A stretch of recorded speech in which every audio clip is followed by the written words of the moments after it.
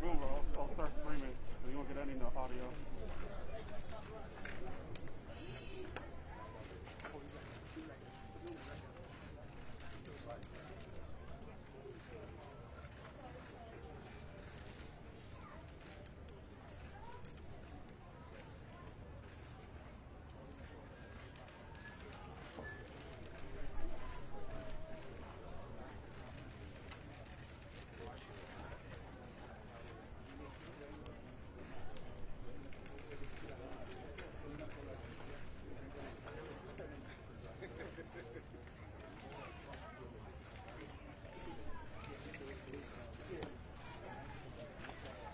Let's step over here just a second.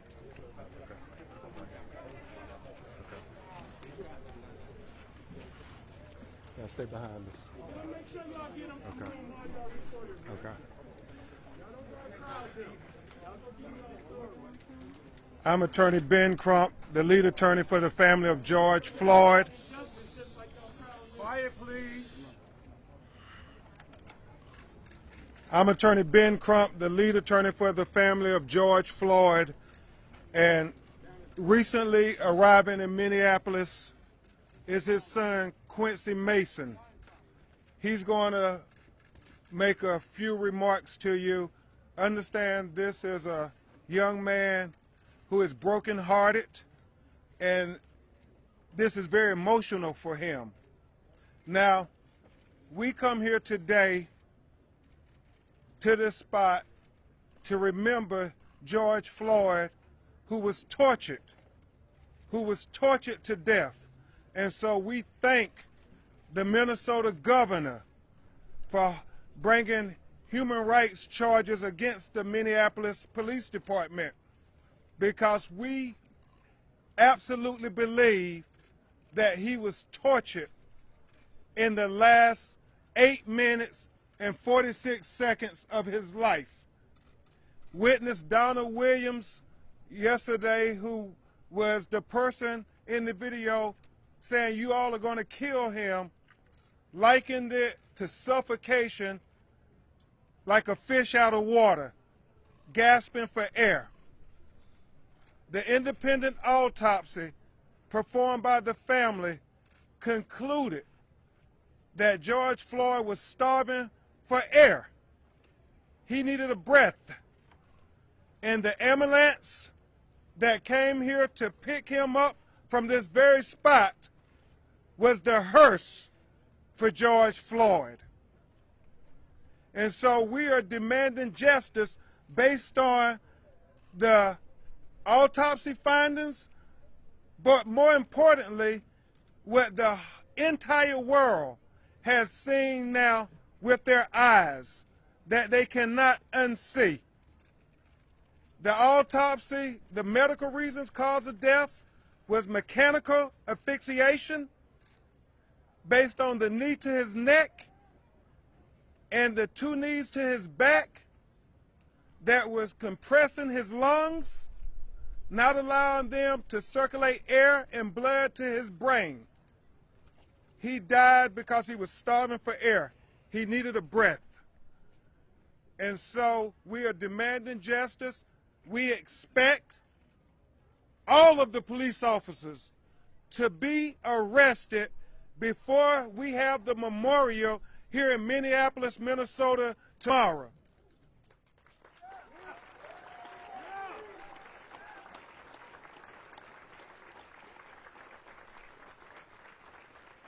Because we cannot have 2 justice systems in America, one for black America and one for white America, we must have equal justice for the United States of America.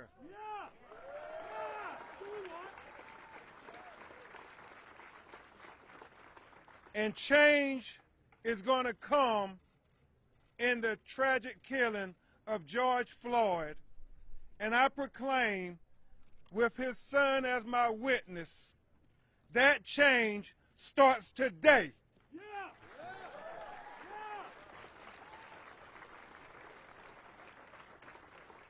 We are confident that Attorney General Keith Ellison is working feverishly to do the right thing. And what is the right thing? To make sure that George Floyd family is afforded justice by holding these officers accountable to the full extent of the law.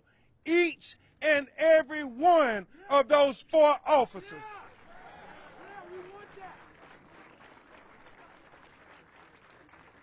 Attorney General Ellison has a track record as champion civil rights for those who are marginalized, for people like George Floyd, because Black Lives Matter and George Floyd life mattered too.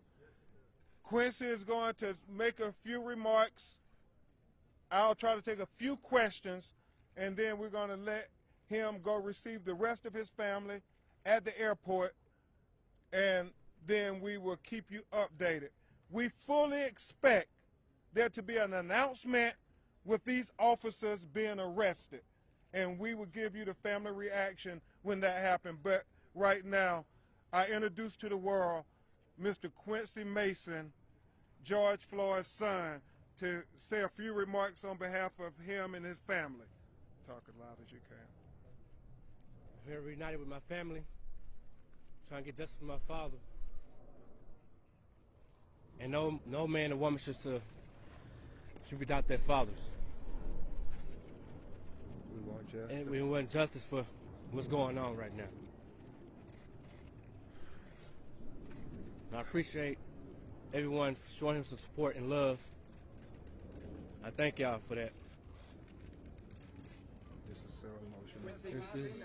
We've seen a lot of This is so emotional that we've seen so many protests around the world, including Australia, about what's happened to your father. A lot of people there are protesting about what's happened to Indigenous people of colour in custody in Australia. Do you have any message to them about what has happened?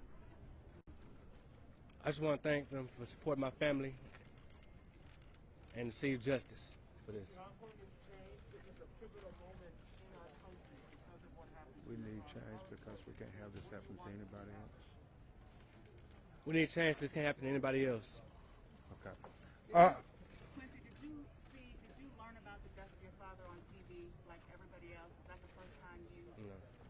Okay. His family notified him. We love you, Quincy. We love you, man. Thank you all. We love you, Quincy. Thank you very much. Thank you. Keep him right there. Okay. No, keep him right there. Keep him right there. Keep him right there. What charges are you expecting today? What do you expect the We- other officers to be charged with? We are expecting these officers to be charged as accomplices for the killing of George Floyd. And hold on, I'll make sure everybody is quiet and situated. He's not going to say anything else. Okay. All right. All right. Let's keep them close. Let's keep them right behind us. Let's go.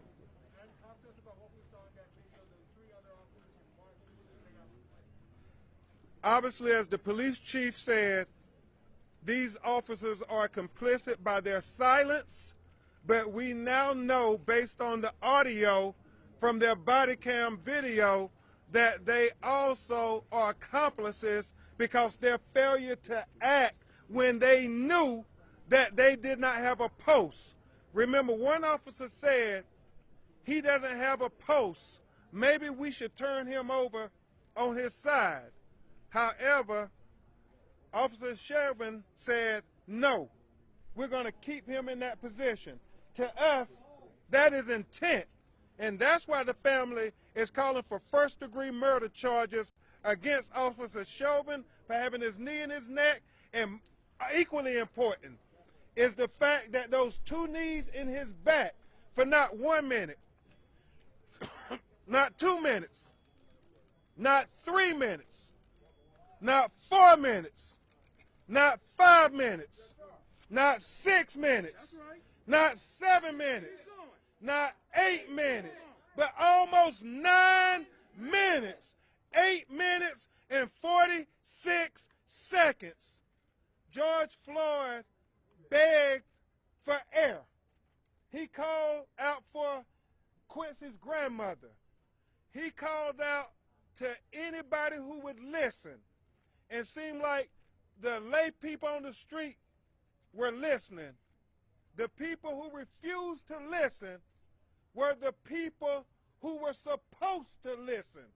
It was supposed to be the police who were meant to protect and serve George Floyd, because George Floyd was an American citizen and George Floyd was a human being. George Floyd deserved humanity. And also, the system needed to be listening to George Floyd. Not just the police, but the prosecutors, the criminal justice system, the judges, the legislators, the president. America needed to be listening when George Floyd said, "I can't breathe," because when he couldn't breathe, none of us could breathe. And so this is a tipping point. This is a tipping point. This moment is a tipping point to change America and see if America truly believes in the words of Thomas Jefferson, that we hold these truths to be self-evident, that all men are created equally, that they're endowed by their Creator with certain inalienable rights, that amongst them are life, liberty, and pursuit of happiness. Where America, that means black people too. That's right. Say that. Did that answer your question, George? Okay. Two quick questions. What do you say to the other 3 officers who did not agree? What do you say to them? You know, the family of George Floyd watched the video in agony. You've seen Philonis, you've seen Rodney, you've seen Bridget, you've seen Terrence, you've seen his children. They are horrified at what they witnessed on this video. I think every human being who has any humanity in them are horrified what they see on this video. The only question is, why weren't those police officers horrified? And so the family's statement to those police officers are they are just as guilty for the death of George Floyd as Officer Chauvin. They all participated. And when people tried to help, the officer took out mace. When Donald Williams and the EMT, the lay witness who were there, they threatened them that we won't let you give humanity. Even though we're not going to give humanity, we won't let you give George Floyd any humanity. And so the message is clear. Do your job to the people who are responsible for doing justice, because all the world is watching. All the world is watching.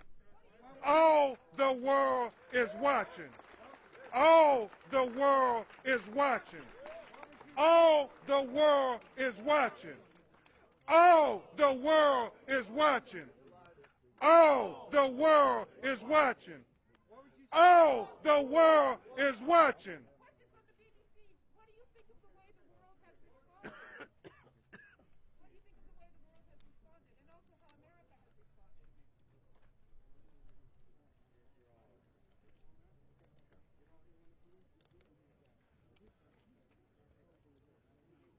The response of the world has been heartening to this family.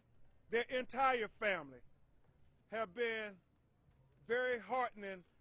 They receive it as a blessing that George Floyd's life mattered to more than just them. It is very important to note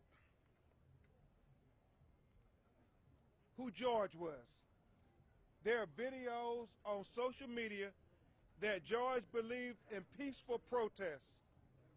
Brandon Williams, who was George's nephew, who was like a father to Brandon, said that they talked almost every day, and during the Ferguson protests, during the Baltimore protests, and just recently during the Sacramento protests, you had George Floyd praying for peaceful protests.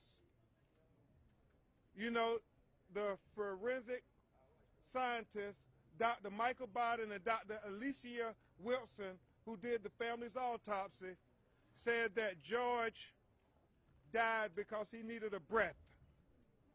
And so I am imploring, along with George Floyd's family, for all of us to take a breath. For peace, let's take a breath. For justice, let's take a breath to heal our country. And most importantly, let's take a breath for George Floyd as we get ready to memorialize him this week and lay him to his final rest on next Tuesday. Let's take a breath this week to heal the country and to remember George. Let's follow George's example. He would have wanted peaceful protests. He wants everybody to use their voice, but he wants them to do it in a constructive way. So as we get ready to memorialize him on tomorrow at North Central University with all his family, I also want us to remember that Breonna Taylor, the young lady who was executed in the sanctity of her own home in Louisville, Kentucky, birthday would be on Friday. So let's take a breath for Breonna as well. Let's take a breath for Ahmaud Arbery as well. Let's take a breath for Terrence Crutcher as well. Let's take a breath for Pamela Turner, who was killed in Houston. Let's take a breath for Alton Sterling, who was killed in Baton Rouge, Louisiana. Let's take a breath for Philando Castile, who was killed here in Minneapolis, Minnesota. Let's take a breath for Laquan McDonald, who was killed in Chicago, Illinois. Let's take a breath for Sandra Bland, who was killed in Texas. Let's take a breath for Natasha McKinney, who was killed by police in Virginia. Let's take a breath for Stephon Clark, who was killed in Sacramento, California. Let's take a breath for Corey Jones, who was killed in Palm Beach, Florida. Let's take a breath for Botham Jones, who was killed in his own apartment in Dallas, Texas. Let's take a breath for Eric Gardner, who was killed in Staten Island, New York. Let's take a breath for Freddie Gray, who was killed in Baltimore, Maryland. Let's take a breath for Walter Scott, who was killed in South Carolina. Let's take a breath for Jamar Clark, who was killed here in Minneapolis. Let's take a breath for